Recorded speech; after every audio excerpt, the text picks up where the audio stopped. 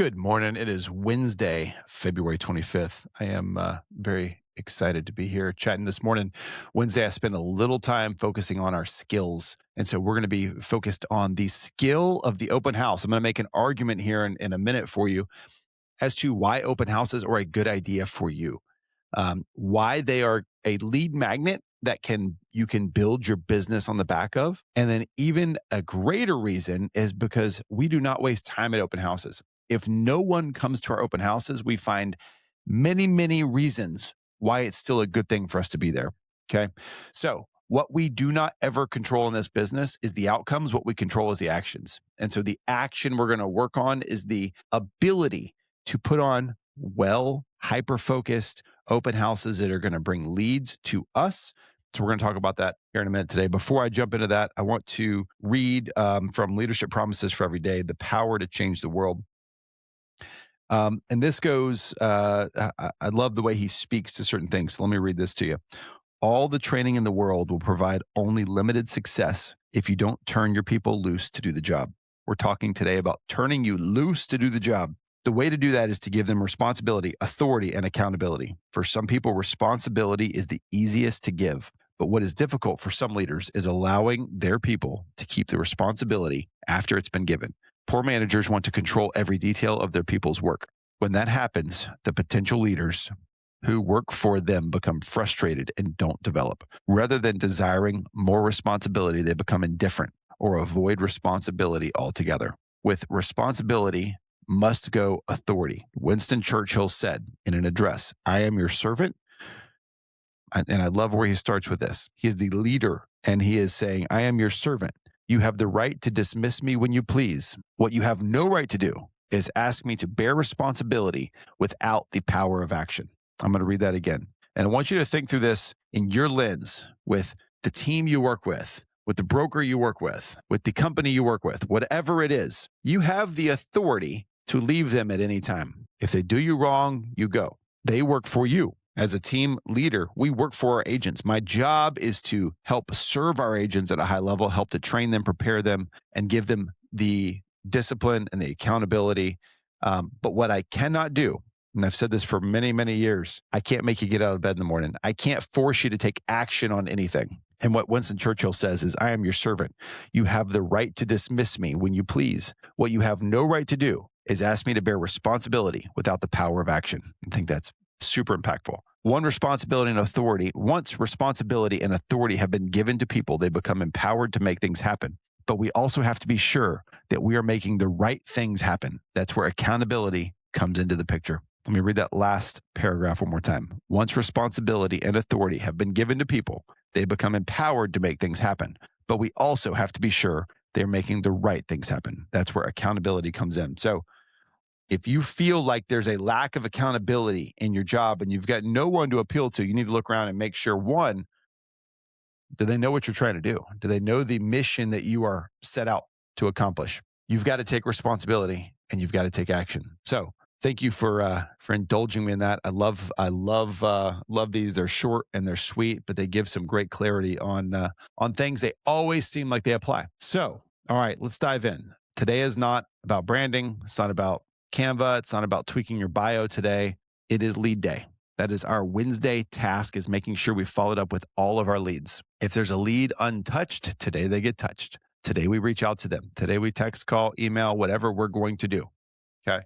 I want to challenge you to make sure you don't miss Wednesday. Wednesday's a day we check back in. I'll tell a quick story and then I'll dive into open houses. This is kind of impressed upon me. I always look at marketing, sales, and activities in terms of how they appeal to me, how they work on me. If I look at social media page and I scroll past it, I'm not going to do social media pages like that, right? If they're completely self-indulgent, I'm moving on. And I think a lot of people do that, but we don't often stop to say, how do I respond to marketing? Because the marketing I put out, I want to attract people maybe that I would have an ability to work with. They're probably going to respond to the things the way in which I would.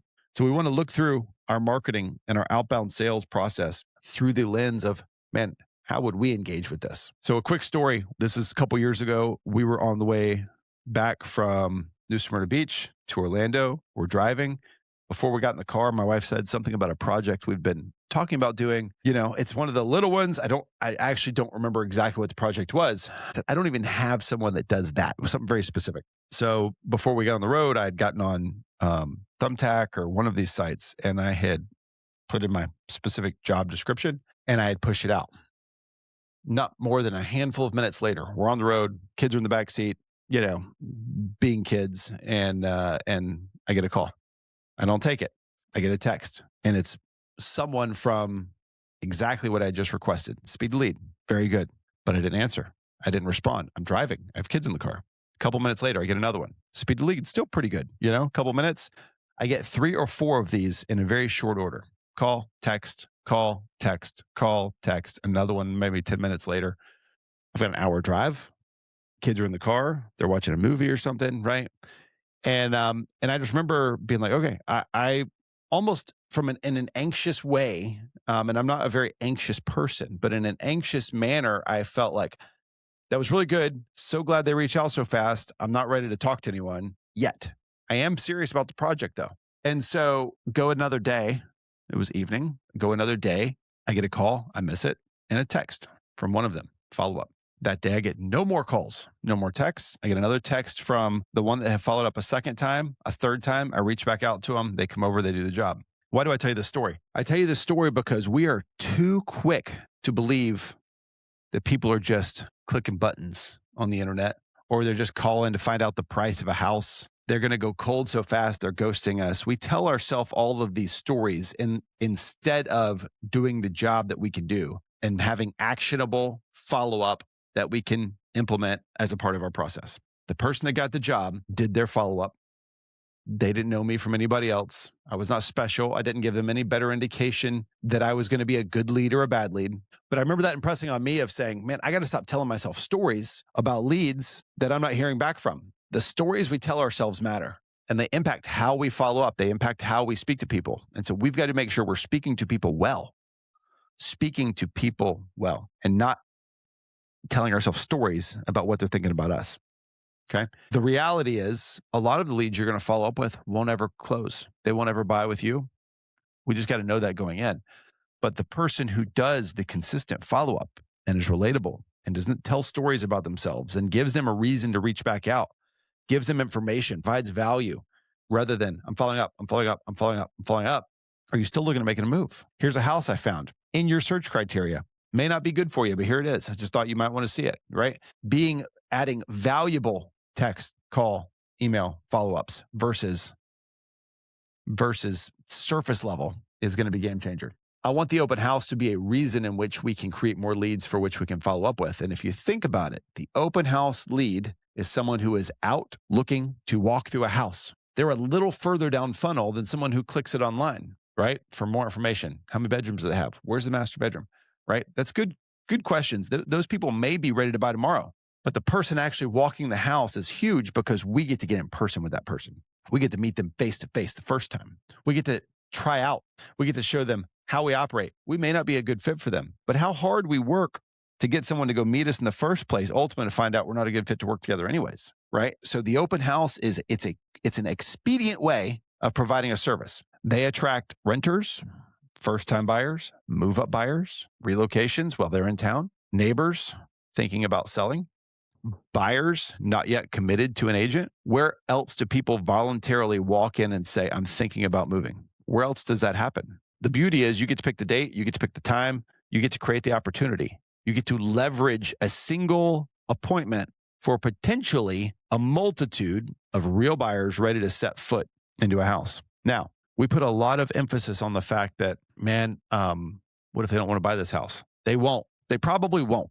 Get over it. They're looking to find someone who can help move the needle for them. They don't know that. They're just looking at houses. They're kicking tires, but they need help. And deep down, we know they need help. They need our help. They need someone who can tell them about the neighborhood, who can tell them about the community, who can inform them without any expectation of anything in return. And we've seen this time and time and time again from agents who do that at a high level. They serve, they give, the giver's gain mentality, and then they get a call a handful of weeks later that says, you were awesome. I remembered you out of everyone else, every other open house we went to, and I would love your help in our home search. You actually followed up. You continued to follow up. You sent me some properties. Now I'm ready to go see something very seriously, right? Like there's a lot of ways that we can engage. There's momentum in the open house. Let me paint the picture. It's not just about Sunday from 1 to 4. It's about everything before that. It's about when you schedule an open house. You now have a reason to call neighbors and invite them to the open house. Let's be honest, neighbors are going to come in anyways. Sellers know them as the nosy neighbors. We're going to know them as our sales force in the community. Who better to know who's going to want to move into the community and who can help sell the community better than people that already live there and are committed to it and love it? So I would challenge you, call them, text them, knock doors, put a sign up, potentially have a neighbors only hour of your open house. Come check it out. Do a giveaway. Try and engage the neighborhood because who knows? Who knows that that person that meets you isn't considering selling right after this one goes to market and closes? Who knows that that comp is exactly what they needed to make them get off the fence themselves, right? Who better to do that than the person that did it from a neighbor? You're going to post it on social. I would challenge you if the seller has a social media presence in the neighborhood, if they're on the neighborhood chat, push it out. Have them push it out. Have them help be a part of your sales team. You're going to text them, the buyers, the sellers, the neighbors, right? Momentum builds all week because we get to start by doing groundwork.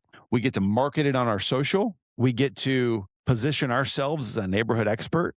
We get to do a walkthrough video while we're there. We get to create content while we're there. And guess what? We might just be able to meet real buyers walking in the house. I would challenge you a couple of things. Leverage your partners. Leverage a mortgage partner, a title partner.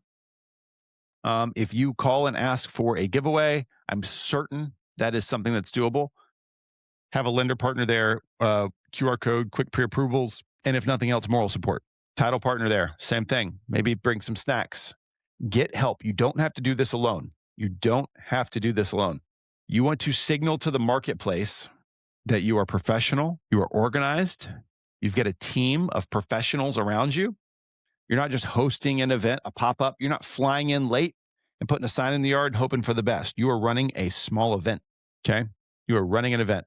So I want to give you a handful of my 3-phase system of doing these. Phase 1, preparation. If you are not the listing agent, confirm with the listing agent. You need to let them know you're doing it, obviously. But I would take it a step further. If you've not been in the home before the open house, go preview the home. You need to know what you're going to be working with. Don't do it same day. I get it. Oh, it's a simple house. It's not a big deal. It's a big deal. If you're going to do my open house, I need you to have known the house. I need to talk you through some things because there's no better way than to be stumped by the first question that walks in the door, throws you off your game the rest of the day, and you don't know anything about the house. And now you're scrambling the whole time trying to figure out information. Don't do it.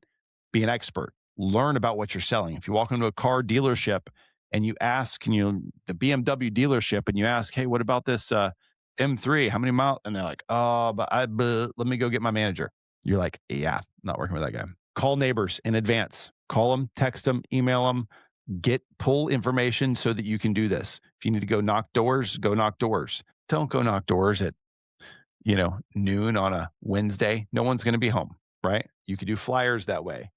If you're serious, maybe you go canvas even on Saturday morning when people are there. Let them know, hey, we're hosting this. You could do it very quickly. This doesn't have to be a big thing. Put a sign out. Send an email out, send a social out, right? Confirm what the signage rules are. Post it on your social.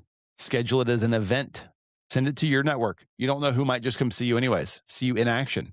If you know people in that general market area, say, hey, come see me.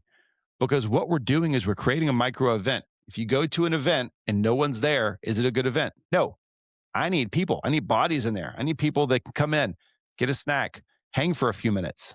Right? When you go to a new build, new construction open house, what happens? If you're the only one there and it's a quiet day, it's a different feel. If you go in and there's people checking out, hey, let me go check the other model, and you've got the agent that's moving about, yeah, I don't get to engage them as much, but a good salesperson can find enough opportunity to engage people, answer their questions, show value, grab their information, follow up. Hey, let me find something I can send to you, right?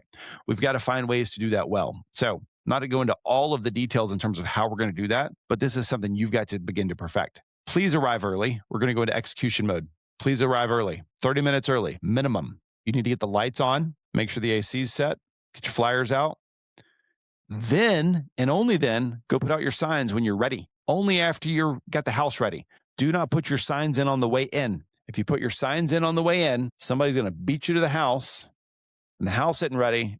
Again, you start off wrong, it's going to go poorly. Some questions we're going to ask. What brought you in today? Would love your feedback before you leave. How'd you find the house? Did you see it on Zillow? Were you just driving by? What kind of timeline are you working with? Serve first, qualify naturally.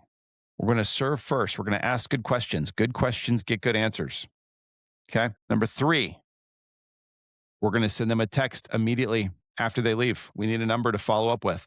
Let's send them information by way of text. Let's get their phone number. Okay. We got open house sign-in sheets. We've got QR code sign-in sheets. We've got a lot of different things. Make sure you do the follow-up. If it goes quiet after they leave, thank them for coming by, right? Be intentional. Make sure they have your information. Ask for feedback. Take serious notes when there's serious intent. If there's a buyer that's a really good fit that stays for a long time, you need to be able to give that feedback to the seller. Tell you, if you do an open house on my listing, you should do all of these things at a high level, and you give me really good feedback and notate it, and I get to look really good in front of my seller. This goes a long way, right? So if you're somebody who doesn't have a lot of listings, managing this part of the process with someone who does have a lot of listings is a huge win. Huge win. You're going to stand out above the rest. All right. I got 2 quick lists. And I want to wrap it up. What if no one shows up? If no one shows up, you still win. Use the time. Go live. Film content. Call your sphere. Call neighborhoods. Study comps. Understand what other comparables are in the neighborhood. Practice your scripts. Draft follow-ups. Send your emails. Send notes. Plan your week ahead. Reflect on maybe what you could have done better. Because I hear more times than not, people come back and say, open house sucked. Well, maybe it did. Maybe you could pivot. Some of the best open houses I've ever had in my life were on days I thought they were going to suck. Pouring rain, 30 people walking through, standing, like miserable. So we don't control the outcomes of these things. We control the input. And the input is for us to show up first, make decisions, run the playbook, right? This is part of the playbook. So you still have time today. It's Wednesday. If you're listening to this on another day, you probably still have time to plan for the next weekend to be able to do this. We can do it on Saturdays or Sundays. You can do it on Friday afternoon, evening. Get creative. Again, don't overthink the timing of these things. Think about, and if it's going to be on a weird time, maybe set people to come. Make sure you're going to have some people come by. Schedule the brokers open and have some brokers come by, right? Have some agents from your neighborhood come from your team come by. Maybe you got to stack the deck a little bit. Maybe you got to call the neighborhood a little better. But we're not going to be completely passive. We're also not going to overthink this thing. We've got to do this professionally. If your pipeline feels light right now, remember, you just got to continue to plant seeds. You've got to continue to show up. You've got to be professional. You've got to run the play.